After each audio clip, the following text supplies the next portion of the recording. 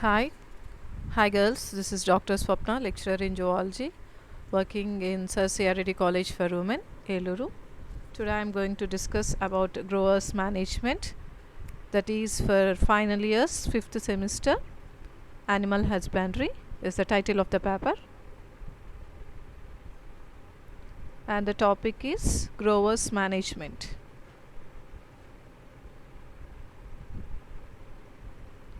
Yeah, coming to the grower management. Commercially, so what is a grower? Grower means 9 to 18 weeks or 20 weeks old age chicks or chickens are called as growers, and this period is more critical. So obtaining desired body weight ensures maximum production during subsequent laying period. So growers అని వేటిని అంటారు అంటే 9 to 18 weeks age of chickens or 20 weeks age old చికెన్స్ని growers అంటారు.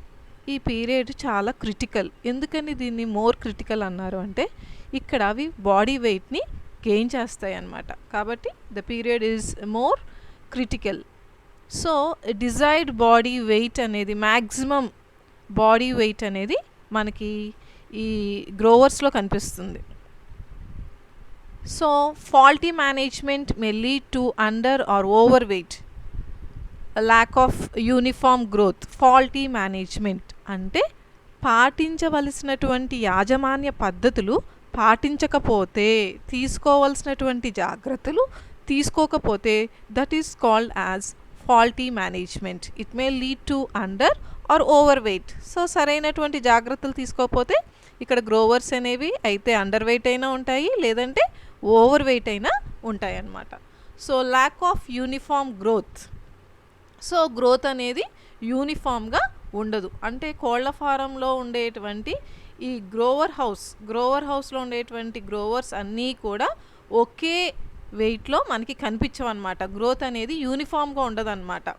And delayed maturity. So maturity కూడా అక్కడ delay అవుతుంది, రావాల్సిన టైంలో రాకుండా లేట్ అవ్వటం అనమాట. That is called as delayed maturity. And prolapse means అనుకున్నంత రాకపోవటం.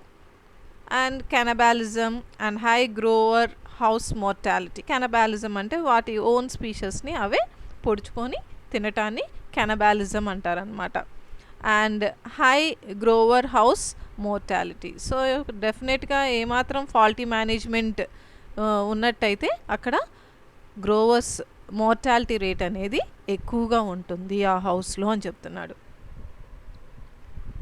Next, proper cleaning and disinfection of Grover house is needed before introduction of Grover birds. So మనం ఈ గ్రోవర్ బర్డ్స్ని ముందుగా ఆ హౌస్లోకి ఇంట్రడ్యూస్ చేయక ముందే మనం ప్రాపర్ క్లీనింగ్ అండ్ డిస్ఇన్ఫెక్షన్ అంటే అక్కడ డిస్ఇన్ఫెక్టెంట్స్ని స్ప్రే చేయాలన్నమాట. ఆ గ్రోవర్ హౌస్లో అన్నీ స్ప్రే చేసి ప్రాపర్ క్లీనింగ్ అయిన తర్వాత మాత్రమే గ్రోవర్స్ని ఆ హౌస్లోకి ఇంట్రడ్యూస్ చేయాలన్నమాట. And growers may be reared in separate grower house or continue to be reared in brooder cum grower house. అయితే ఈ గ్రోవర్స్ని సపరేట్ గ్రోవర్ హౌసెస్లో అయినా మనం రేర్ చేయొచ్చు, లేదంటే బ్రూడర్ కమ్ గ్రోవర్ హౌస్లో అయినా సరే రేర్ చేయొచ్చు. అంటే అటు బ్రూడర్స్ ఉంటాయి, తర్వాత గ్రోవర్స్ కూడా ఉంటాయన్నమాట. అటువంటి వాటిల్లో కూడా వీటిని రేర్ చేయొచ్చు అని చెప్తున్నాడు. And spread litter material to a height of 4 inches in case of deep litter system. So deep litter system, ఇక్కడ డీప్ లిటర్ సిస్టమ్ అంటే ఏంటి అంటే it is bedding material to defecate. So bedding material అన్నమాట. ఆ బర్డ్స్కి bedding material కింద ఉపయోగపడుతుంది litter అనేది. అంతేకాకుండా వాటి మీద డ్రాపింగ్స్ వేయటానికి ఉపయోగపడుతుంది అనమాట, to defecate on that litter. So ఏంటి లిటర్ అంటే ఏంటి అంటే స్ట్రాని అంటే ఎండుగడ్డి, ఆర్ సాడస్ట్ రంపపు పొట్టు, ఇవి రెండు కలిపి వేస్తారనమాట. 4 inches ఎత్తు వరకు వేస్తారనమాట. సో దాన్ని డీప్ లిటర్ అంటారు. సో ఈ spread litter material to height of 4 inches వరకు వేసిన తర్వాత arrange feeder and waterers in the grower house. అదే గ్రోవర్ హౌస్లో తర్వాత ఫీడర్ని వాటరర్స్ని అరేంజ్ చేయమంటున్నారు. ఫీడర్ FEEDER ఫీడర్ అంటే వేటిలో అయితే మనం ఆహారాన్ని వేస్తామో that is called as feeder. ఇంకా మీకు అర్థమయ్యేటట్టు చెప్పాలి అంటే ఆహారపు బౌల్ అని చెప్పుకోవచ్చు. ఓకేనా. Next water drop by drop release అవుతూ ఉంటుంది అనమాట. ట్యూబ్స్లో ఆర్ బౌల్స్లో వాటరర్స్ని ఉంచుతారనమాట. సో ఇవి రెండు కూడా గ్రోవర్ హౌస్లో ఉంచాలి. Next change the feeder and waterer according to the need. అవసరాన్ని బట్టి ఆ ఫీడర్ని వాటరర్ని చేంజ్ చేస్తూ ఉండాలి అని చెప్తున్నాడు. Provide sufficient floor space, feeding space and water space. అంతేకాకుండా వాటికి ఉండటానికి సఫిషియంట్ ఫ్లోర్ స్పేస్ ఉండాలి. అంతేకాకుండా వాటికి ఆహారం వేయడానికి ఫీడింగ్ స్పేస్ ఉండాలి. వాటర్ తాగడానికి వాటర్ స్పేస్ ఉండాలన్నమాట. ఈ మూడు కూడా వాటికి సఫిషియంట్గా ఉండేటట్టు మనం ప్రొవైడ్ చేయాలి. అండ్ ఫ్లోర్ స్పేస్ ఎంత ఉండాలి అంటున్నాడు? 1260 స్క్వేర్ సెంటీమీటర్స్ ఉండేటట్టు చూసుకోవాలి floor space. That is 1.4 square feet. అదే ఇన్ కేస్ ఆఫ్ కేజెస్ చూసినట్టయితే 54 స్క్వేర్ ఇంచెస్ ఉండేటట్టు చూసుకోవాలన్నమాట. Next feeder space. So feeder space వచ్చేటప్పటికి 6 to 8 సెంటీమీటర్స్ పర్ బర్డ్. ఒక్కొక్క బర్డ్కి ఫీడర్ స్పేస్ ఎంత ఉండాలి? 6 to 8 సెంటీమీటర్స్ ఉండేటట్టు చూసుకోవాలి. And 1 linear feeder of 120 centimetres length. So linear feeder ఎలా ఉంటుంది అంటే 120 సెంటీమీటర్స్ లెంత్ ఉంటుంది అండ్ 8 సెంటీమీటర్స్ డెప్త్ ఉంటుంది. ఇలా ఉన్నట్టయితే అక్కడ మనం 40 గ్రోవర్ బర్డ్స్ని అలో చేయొచ్చు అనమాట ఆహారం తీసుకోవడానికి. Next slide. Next coming to the water space ఒక్కొక్క బర్డ్కి ఎంత ఉండాలి అంటే 2 సెంటీమీటర్స్ ఉండాలి. సర్క్యులర్ వాటరర్ 36 సెంటీమీటర్ హైట్ ఉండేటట్టు చూసుకోవాలి అండ్ 8 సెంటీమీటర్స్ డెప్త్ ఉండేటట్టు చూసుకోవాలి. ఆఫ్ 6 లీటర్స్ కెపాసిటీ ఉండేటట్టు ఉన్నట్టయితే అటువంటి వాటిలో మనం 50 గ్రోవర్స్ని అలో చేయొచ్చు అనమాట. Is it clear girls? Circular water 36 centimetres height ఉండి అండ్ 8 సెంటీమీటర్స్ డెప్త్ ఉండి 6 లీటర్స్ కెపాసిటీ ఉన్నట్టయితే అటువంటి అక్కడికి 50 గ్రోవర్స్ని మనం అలో చేయొచ్చు అనమాట వాటర్ తాగడానికి. నెక్స్ట్ 100 బర్డ్స్ అయితే 15 to 20 litres water per day. So 100 బర్డ్స్ని మనం అలో చేస్తున్నాము అంటే కంపల్సరీగా రోజుకి 15 to 20 లీటర్స్ వాటర్ ప్రొవైడ్ చేయగలగాలన్నమాట. Next coming to the grower mash or feed. అంటే గ్రోవర్స్కి వేసేటువంటి ఆహారాన్ని ఇక్కడ మనం మ్యాష్ అంటున్నాం, ఫీడ్ అంటున్నాం. So CP 16%. సో CP అంటే ఇక్కడ క్రూడ్ ప్రోటీన్ అని అర్థం అనమాట. CP అంటే ఏంటమ్మా? క్రూడ్ ప్రోటీన్ 16% ఉండేటట్టు చూసుకోవాలి. ME means metabolizable energy. ME అంటే ఏంటమ్మా? Metabolizable energy. ఇక్కడ 2500 కిలో క్యాలరీస్ పర్ కేజీ ఉండేటట్టు చూసుకోవాలి.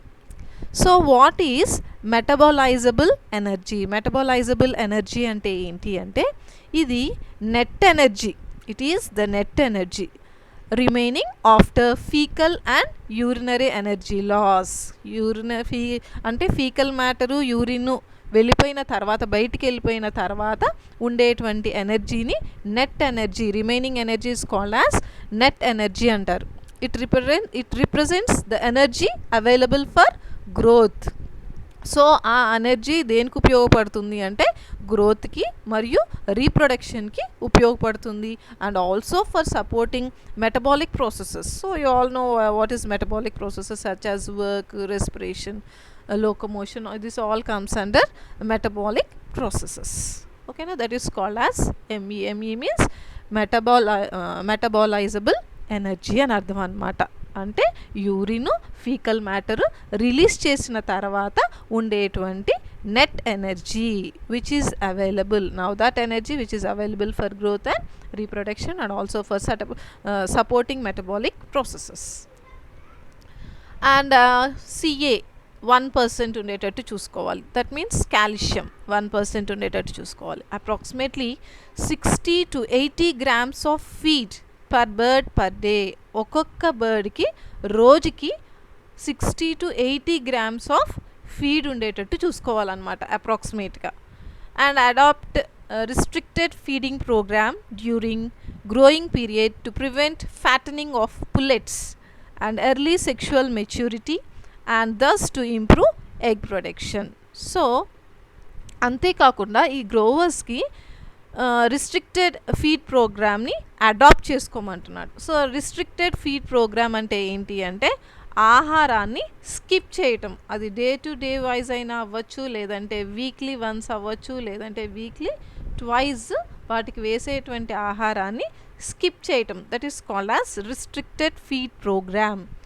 So during growing period. So ఎందుకని రిస్ట్రిక్టెడ్ ఫీడింగ్ ప్రోగ్రామ్ని ఎందుకు అడాప్ట్ చేసుకోమంటున్నాడు అంటే ఈ బర్డ్స్ వారం రోజులు రోజు కంటిన్యూస్గా ఆహారం తీసుకోవడం వల్ల ఫ్యాట్ ఎక్కువైపోతుంది. ఫ్యాటనింగ్ ఆఫ్ పుల్లెట్స్ నేను ఆల్రెడీ చెప్పా. పుల్లెట్స్ అంటే ఏంటి? A young hen especially less than 1 year old, 1 year less than 1 year old హెన్ని ఏమంటారు అంటే పుల్లెట్స్ అంటారు. సో ఇవి ఏంటంటే కంటిన్యూస్గా ఆహారం తీసుకోవడం వల్ల ఏంటి అంటే ఫ్యాట్ కంటెంట్ ఎక్కువైపోయి అవి వెయిట్ ఎక్కువ గెయిన్ అవుతాయి అన్నమాట. అలా అవుతాయి. అవి త్వరగా సెక్షువల్ మెచ్యూరిటీని రీచ్ అవ్వలేవు. అంతేకాకుండా ఎగ్ ప్రొడక్షన్ కెపాసిటీ కూడా తగ్గిపోతుంది. కాబట్టి కంపల్సరీగా మనం రిస్ట్రిక్టెడ్ ఫీడ్ ప్రోగ్రామ్ని మధ్యలో స్కిప్ చేసినట్టయితే, ఆహారాన్ని వేయటాన్ని స్కిప్ చేసినట్టయితే ఫ్యాట్ అనేది తగ్గుతుంది, ఎర్లీ సెక్షువల్ మెచ్యూరిటీ రీచ్ అవుతాయి, అంతేకాకుండా ఎగ్ ప్రొడక్షన్ రేట్ కూడా ఇంప్రూవ్ అవుతుందన్నమాట. Next one is uniformity. So coming to the uniformity, aim for the uniformity of the flax. So Grover హౌస్లో ఉండేటువంటి ఫ్లాక్ ఆఫ్ బర్డ్స్ అన్నీ కూడా యూనిఫామ్గా ఉండేటట్టు మనం ఎయిమ్ చేసుకోవాలి అని చెప్తున్నాడు. And sample weights are taken once in a week to find out the average body weight as per the breeder suggestion. So breeder suggestion ప్రకారం వారానికి ఒకసారి ఆ బర్డ్ని శాంపుల్ వెయిట్స్ని చూడమంటున్నాడు. సో అది బ్రీడర్ సజెషన్ ప్రకారం ఉందా లేదా అని తెలుసుకోవడానికి వారానికి ఒకసారి మాత్రం శాంపిల్ వెయిట్స్ అనేవి తీసుకోవాలి. Next, at a given age growing pullets should have average body weight very close to breeder recommendations and at least 70% of the birds weight within 10% of flock average. So ఒక given ఏజ్లో చూసినట్టయితే ఈ growing పుల్లెట్స్ అనేవి should have average body wait ఉండాలి. Certain ఏజ్లో వీటికి కంపల్సరీగా average body weight అంటే బ్రీడర్ సజెస్ట్ చేసినటువంటి రికమెండ్ చేసినటువంటి వెయిట్కి దగ్గరలో ఉన్నాయా లేదా అనేది చూసుకోవాలి. అట్లీస్ట్ ఆ హౌస్లో 70% ఆఫ్ ద బర్డ్స్ అయినా బ్రీడర్ రికమెండేషన్స్ ప్రకారం ఉన్నాయా లేదా అనేది చూసుకోవాలన్నమాట. And the next slide is receive chicks of uniform weight. So chicks అన్నీ కూడా యూనిఫామ్ వెయిట్ ఉండేటువంటి చిక్స్ని మాత్రమే మనం తీసుకోవాలి. ప్రొవైడ్ ప్రాపర్ ఫీడింగ్, వాటికి ప్రాపర్ ఫీడింగ్ని ప్రొవైడ్ చేయాలి, అలాగే వాటర్ని ప్రొవైడ్ చేయాలి, అండ్ ఫ్లోర్ స్పేస్ని కూడా ప్రొవైడ్ చేయాలి. And change the feeder and waterer according to the ఏజ్ని బట్టి ఫీడరర్ని వాటరర్ని మారుస్తూ ఉండాలి, చేంజ్ చేస్తూ ఉండాలి అని చెప్తున్నారు. Next, the height of the feeder and waterer should be at the back height of the bird. So ఈ ఫీడరు వాటరర్ ఎంత హైట్లో ఉంచాలి అంటే ఆ గ్రోవర్ హౌస్లో ఉండేటువంటి పుల్లెట్స్ బర్డ్స్ యొక్క బ్యాక్ హైట్ని చూసుకొని ఆ బ్యాక్ హైట్ ఎంతైతే ఉందో, బర్డ్ యొక్క బ్యాక్ హైట్ ఎంతైతే ఉందో అంత హైట్లో ఈ ఫీడర్ని వాటరర్ని ఉంచాలి అని చెప్తున్నాడు. Next, provide proper energy in the diet. వాటికి వేసేటువంటి ఆహారం డైట్లో మనం ప్రాపర్ ఎనర్జీని ప్రొవైడ్ చేయాలన్నమాట. and sample weights of the pullets are taken at regular intervals and change the feed accordingly. So sample weights తీసుకొని పుల్లెట్స్వి మనం ఫీడ్ దాన్ని బట్టి మనం ఆహారం ఒకవేళ వెయిట్ తక్కువగా ఉండవలసిన దానికంటే కూడా తక్కువగా ఉంటే కొంచెం వాటికి న్యూట్రిషియస్ ఫుడ్ ఎక్కువ వేయటం, ఒకవేళ ఓవర్ వెయిట్ ఉన్నట్టయితే కొంచెం తగ్గించడం అలాంటివి చేయాలన్నమాట. ఇవి ఎప్పుడు తెలుస్తాయి అంటే మనం sample weights of the pullets అప్పుడప్పుడు తీసుకుంటున్నప్పుడు తెలుస్తాయి అన్నమాట. Next restricted feeding. It is adapted during growing period of layers or breeders. So restricted feeding అనేది ఎప్పుడు మనం అడాప్ట్ చేసుకోవాలంటే during growing period of layers or breeders. Layers కానీ బ్రీడర్స్ కానీ గ్రోయింగ్ పీరియడ్ అప్పుడు మనం ఈ రిస్ట్రిక్టెడ్ ఫీడింగ్ అనేది అడాప్ట్ చేసుకోవాలి. ఇందులో 2 types ఆఫ్ రిస్ట్రిక్టెడ్ ఫీడింగ్ అనేది ఉంది. One is quantitative feed restriction and second one is qualitative feed restriction. So quantitative feed restriction. Quantitative feed restriction అంటే ఏంటి?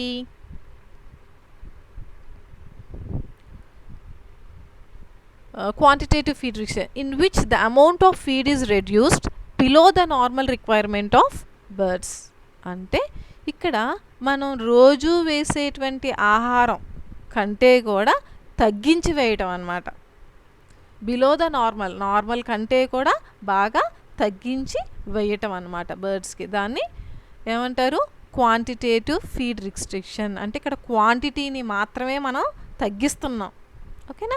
And this can be done on day to day basis.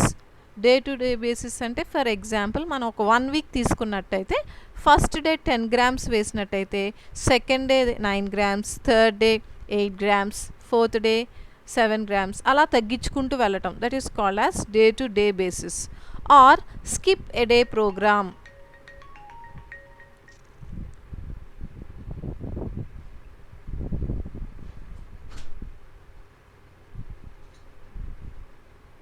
Skip A day program. Skip A day programme అంటే ఏంటి అంటే ఇక్కడ వారానికి ఒకసారి వాటికి వేసేటువంటి ఆహారాన్ని స్కిప్ చేయటం ఆర్ స్కిప్ 2 days. స్కిప్ 2 days ఇన్ ఏ వీక్. వారానికి 2 సార్లు అక్కడ ఆహారాన్ని స్కిప్ చేయటం అనమాట. That is called as skip 2 days in a week. But this restriction depends on the matching of the flock average body weight with standard body weight provided by the breeder. So ఈ restriction అనేది depends on matching of flock average body weight. అంటే ఆ grower హౌస్లో ఉండేటువంటి flock means group of birds together is called as flock. ఆ grower హౌస్లో ఉండేటువంటి birds అన్నీ యొక్క average body weight, standard body weight అంటే బ్రీడర్ చెప్పినటువంటి స్టాండర్డ్ బాడీ వెయిట్కి దగ్గరగా ఉందా లేదా, మ్యాచ్ అవుతుందా లేదా అనేది చూసుకోవాలన్నమాట. దాన్ని బట్టి మనం ఈ రిస్ట్రిక్షన్ ఫీడింగ్ అనేది డిపెండ్ అయి ఉంటుందన్నమాట. అంటే బ్రీడర్ చెప్పిన విధంగా వాటి యొక్క బాడీ వెయిట్ ఉందా లేదా దగ్గరలో. సో ఒకవేళ దగ్గరలో లేకపోతే మనం కంపల్సరీగా ఈ రిస్ట్రిక్షన్, ఈ క్వాంటిటీ ఫీడ్ రిస్ట్రిక్షన్ అనేది మనం we have to implement this feed అన్నమాట. And quantitative feed restriction is usually followed in commercial breeders. So ఈ క్వాంటిటేటివ్ ఫీడ్ రిస్ట్రిక్షన్ అనేది మనం ఇళ్ళ దగ్గర పెంచుకునేటువంటి కోళ్ళు 2, 3 లేదంటే ఒక 6, 10 అటువంటి కాకుండా కమర్షియల్ బ్రీడర్స్ అంటే కమర్షియల్ పర్పస్గా ఈ కోళ్ళ ఫారాలు ఎవరికైతే ఉంటాయో వాళ్ళు దీన్ని ఇంప్లిమెంట్ చేసుకుంటారనమాట. వాళ్ళు ఎక్కువగా ఫాలో అవుతుంటారు ఈ ఫీడ్ రిస్ట్రిక్షన్ ప్రోగ్రామ్ అనేది. Next one is qualitative feed restriction. So qualitative feed restriction అంటే ఏంటి అంటే ఇక్కడ in which the quality of the feed is reduced below the standard requirement of the bird. ఇక్కడ ఏంటి అంటే మనం క్వాలిటీ ఆఫ్ ద ఫీడ్ని ఇక్కడ రెడ్యూస్ చేస్తున్నాం. అంటే మీకు ఇంకా బాగా అర్థం అవ్వాలి అంటే రోజు మనం న్యూట్రిషియస్ ఫుడ్ వేసేవాళ్ళం ఏం చేస్తాము అంటే proteinaceous food or nutritious food పౌష్టిక ఆహారాన్ని తగ్గిస్తాం అన్నమాట. అంటే అక్కడ క్వాలిటీని తగ్గిస్తున్నాం, అంటే న్యూట్రియంట్ లెవెల్స్ని తగ్గిస్తున్నాం అనమాట ఇక్కడ quality. So the difference between quantity and quality, quantitative feed and qualitative feed అంటే క్వాంటిటేటివ్ ఫీడ్ అంటే అక్కడ మనం క్వాంటిటీ ఆఫ్ ఫీడ్ని తగ్గిస్తున్నాము, క్వాలిటేటివ్ ఫీడ్ రిస్ట్రిక్షన్ అంటే ఇక్కడ మనం క్వాలిటీ ఆఫ్ ఫీడ్ని తగ్గిస్తున్నాం, న్యూట్రియంట్ లెవెల్స్ని ఇక్కడ తగ్గిస్తున్నాం అనమాట. And this can be done by including unconventional feeds or lesser nutrient feed ingredients in place of high protein or high energy diet. So మనం high protein or high energy diet ప్లేస్లో మనం lesser nutrient feed ఇంగ్రీడియంట్స్ని use చేస్తున్నాం. దాన్నే unconventional feeds అని కూడా అంటారు. Unconventional feeds అంటే ఏంటి అంటే using of lesser nutrient feed ingredients. And here the quantity of allotment to the bird is not restricted. ఇక్కడ మనం క్వాంటిటీని తగ్గించట్లేదు, క్వాలిటీని మాత్రమే ఇక్కడ మనం రెడ్యూస్ చేస్తున్నాం. During restricted feeding program, provide a more number of feeders and see that all birds are taking feed simultaneously, or otherwise dominant birds will take a more amount of feed and the weaker will be subjected to feed deprivation and hence the uniformity will be affected. ఎప్పుడైనా సరే గ్రోవర్ హౌస్లో flax of birds అన్నీ కూడా ఒకే రకంగా ఉండాలి, సేమ్గా ఉండాలి అంటే కంపల్సరీగా ఈ రిస్ట్రిక్టెడ్ ఫీడింగ్ ప్రోగ్రామ్ అప్పుడు నెంబర్ ఆఫ్ ఫీడర్స్ని మనం ఇంక్రీజ్ చేయాలి. ఎక్కువ ఫీడర్స్ని ఇంక్రీజ్ చేసినట్టయితే బర్డ్స్ అన్నీ కూడా ఆహారాన్ని తీసుకోగలవు. ఒకవేళ మనం తక్కువ ప్రొవైడ్ చేసామనుకోండి, తక్కువ ప్రొవైడ్ చేస్తే డామినెంట్ బర్డ్స్ మాత్రమే ఆహారాన్ని తీసుకుంటాయి, వీకర్ బర్డ్స్ ఏమవుతాయి వెనకాలే ఉండిపోయి ఆహారం లేకుండా అవి చనిపోతాయి. లో వెయిట్, తక్కువ వెయిట్ తోటి ఉండటం, లేదంటే it may lead to some diseases. So కాబట్టి మనం ఈ feed restriction programme, restricted feeding programme అప్పుడు కంపల్సరీగా ఎక్కువ నెంబర్ ఆఫ్ ఫీడర్స్ని మనం ప్రొవైడ్ చేయాలన్నమాట. Next coming to the advantages of feed restriction during growing period. So advantages, ఈ ఫీడ్ రిస్ట్రిక్షన్ వల్ల అడ్వాంటేజెస్ అంటే డెఫినెట్గా మనం అడ్వాంటేజెస్ ఉన్నాయని చెప్పుకోవచ్చు. So a considerable saving on feed cost because only 80% of the calculated feed requirement will be offered. So మనం ఈ feed restriction ప్రోగ్రామ్ని మనం ఇంప్లిమెంట్ చేయటం వల్ల ఏంటి అంటే ఫీడ్ కాస్ట్ అనేది తగ్గుతుంది. Considerable saving on feed cost ఎందుకనంటే 80% of the calculated feed requirement will be offered. So out of 100% మనం 80% ఆఫ్ ద క్యాలిక్యులేటెడ్ ఫీడ్ రిక్వైర్మెంట్ని మనం వాటికి ఇస్తున్నాం అన్నమాట. So they are likely to consume less feed per dozen eggs even during laying period when they are offered ad libitum feed. So less feed, so అవి ఎగ్స్ని లే చేసేటప్పుడు కూడా తక్కువ ఆహారాన్నే తీసుకుంటున్నాయి అని చెప్తున్నాం. సో ఎప్పుడు ఈవెన్ డ్యూరింగ్ లేయింగ్ పీరియడ్ ఇవి ఎగ్స్ని లే చేసేటప్పుడు కూడా అవి తక్కువ ఆహారాన్నే తీసుకుంటున్నాయి. When they are offered ad libitum feed. So ad libitum feed అంటే diet is available at all times or as much as food it wants. ఆ కోళ్ళకి, ఆ గ్రోవర్స్కి ఎంత ఆహారం కావాలంటే అంత వాటికి ఎప్పుడూ కూడా ఆహారం అనేది అవైలబుల్గా ఉంటుందన్నమాట. అలా అవైలబుల్గా ఉంటే దాన్ని యాడ్ లిబ్టమ్ ఫీడ్ అంటారు, గుర్తుపెట్టుకోండి. Ad libitum feed means diet is available at all times. Next the pullets accumulate less fat and therefore produce more eggs. డెఫినెట్గా ఫ్యాట్ కంటెంట్ తక్కువగా ఉంది అంటే అవి ఎక్కువ ఎగ్స్ని ప్రొడ్యూస్ చేస్తాయి అన్నమాట. అదే ఫ్యాటనింగ్ ఎక్కువైపోయింది అనుకోండి, ఫ్యాట్ కంటెంట్ ఎక్కువైపోతే ఎగ్ లేయింగ్ కెపాసిటీ అనేది తగ్గిపోతుంది. Next it is easier to identify weaker birds at an early age during feed restriction. So feed restriction అప్పుడు మనకి ఈజీగా మనం వీకర్ బర్డ్స్ని ఎర్లీ ఏజ్లోనే ఐడెంటిఫై చేయొచ్చు అని చెప్తున్నాడు. Culling of such birds helps not only saving feed but also promoting layer house survivability because healthier birds will be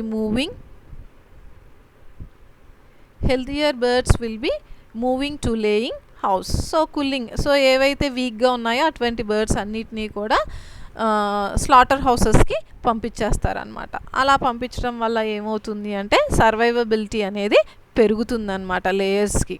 so healthier birds అన్నీ కూడా ఈజీగా మూవ్ అయ్యి ఎగ్స్ని లే చేయగలవు. And layers feed restricted during growing period have been found to produce eggs in longer clutches than those fed ad లిప్టమ్.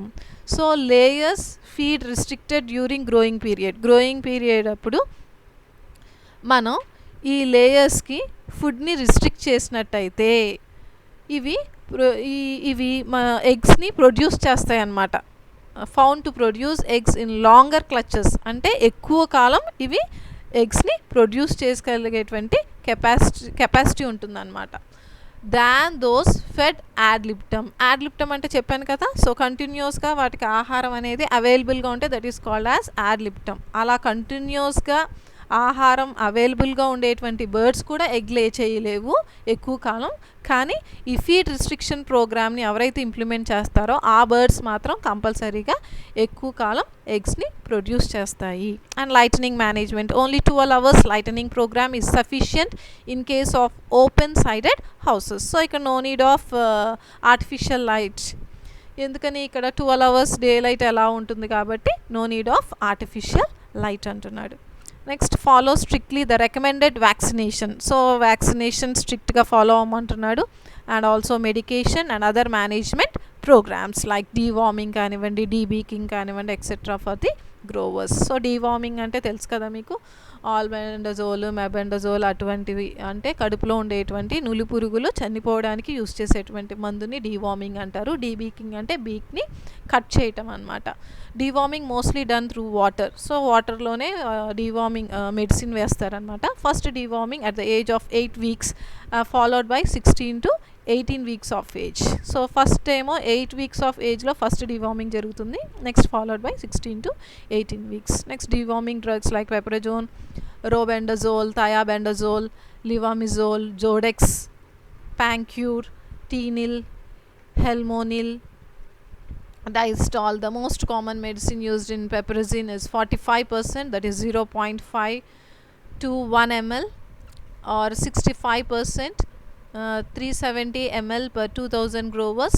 Levamisole, it is also immune stimulant, and levamisole HCl 30%, and this is the W by W 20 to 25 milligrams per kg body weight.